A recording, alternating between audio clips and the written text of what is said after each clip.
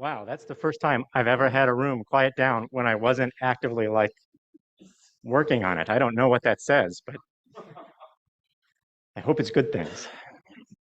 All right, welcome everyone to the LitCon 2024. It's really great to see you all here. I realize that putting a reserve table at the front and not telling anyone to sit there means that no one's sitting there. Oops. We have a wonderful day planned for you today. I'm very excited to see a lot of familiar faces, some new faces. If you don't know me, my name's David Colarusso. I'm not going to tell you my title because there's a reveal here that I'm going to give in a second. If you've been coming for several years, you're used to this wonderful slide with our wonderful little logo.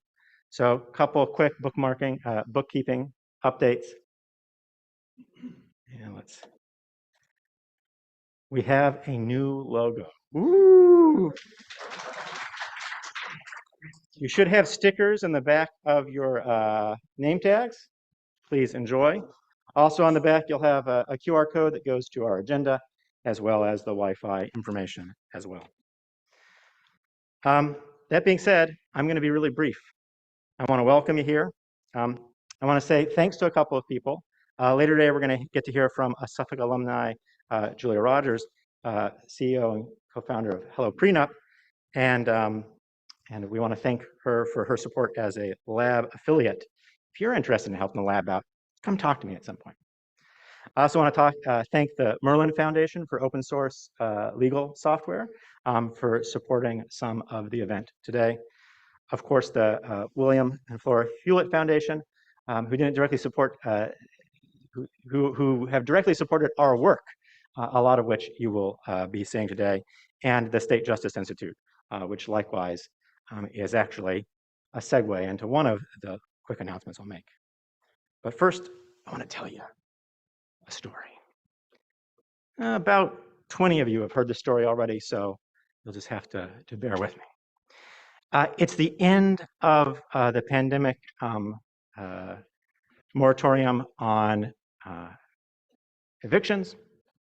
Someone has just received an eviction in the housing court, the order of eviction. They've gone back to their home. The eviction is taking place. A constable is at the door. The property is being moved out of their home. They go online, they access a tool made by one of Suffolk's students, an online tool that allows them to file a stay for eviction with the appeals court. The appeals court judge sees the request for the stay, grants the stay. The eviction, currently in process, is stopped. That person's property is returned to their home. They get another night in their home. They get their day in court, and it turns out the original eviction was improperly issued. That is something that could not have happened but for the work that we are going to talk about here today, the work of using technology and innovation to solve problems. Today, we're going to focus on the hot new thing of AI, but it all at the end of the day is about helping people.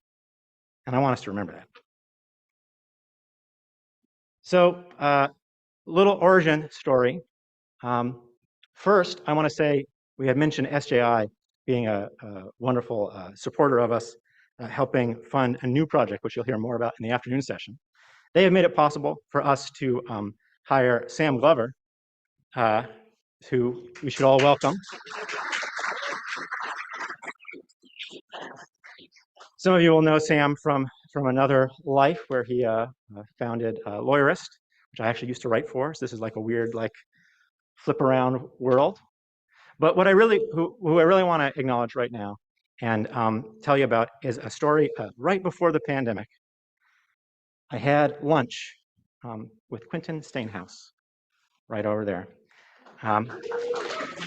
We didn't have lunch right there. We actually had lunch across the street down at one of the little pubs underneath. And I bought him lunch, and I said, Quentin, you should come work with us at the lab. At the time, he was at Greater Boston Legal Services.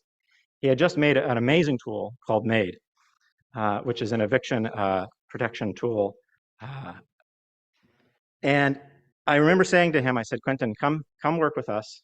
And the reason you should do that, even though it probably is a little bit of a pay cut, is that you can help people, a lot of people.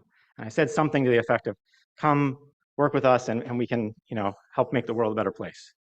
And I don't think either of us could have imagined how true that was going to be. The number of people we have helped with the tools, largely based upon Quentin's expertise, is in the tens of thousands. And so it makes me very happy to say, I am David Colarusso, the co-director of the Lit Lab. My other co-director, Quentin Stainhouse.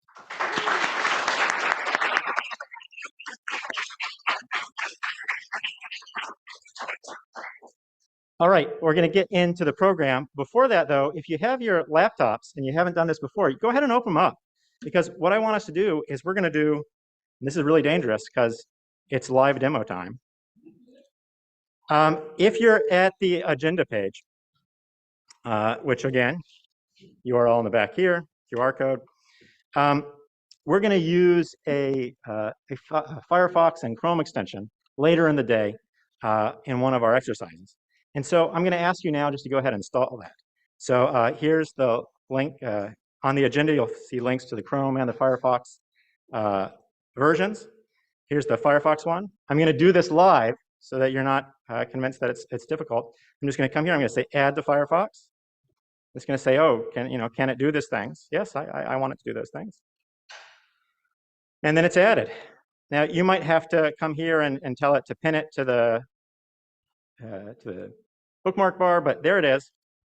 Here is our cool extension. And there's one thing you've got to do before exercise later, which is that you're going to click on this template and settings. And don't worry, if you're wondering, how am I going to remember all this? If you click here on slide deck in the agenda, you'll have my slides, which walk you through this. Okay? So what we're going to do is we're going to, now that we have this installed, which you saw just was a couple of clicks, I'm going to do templates and settings. And then that's going to give me a place here. And again, this is going to be on the slide deck, so you can actually go through and copy it. I'm going to put this API base here, and let's let you see that it really is on the slide deck. So here's a slide deck. You click the button, you get the thing.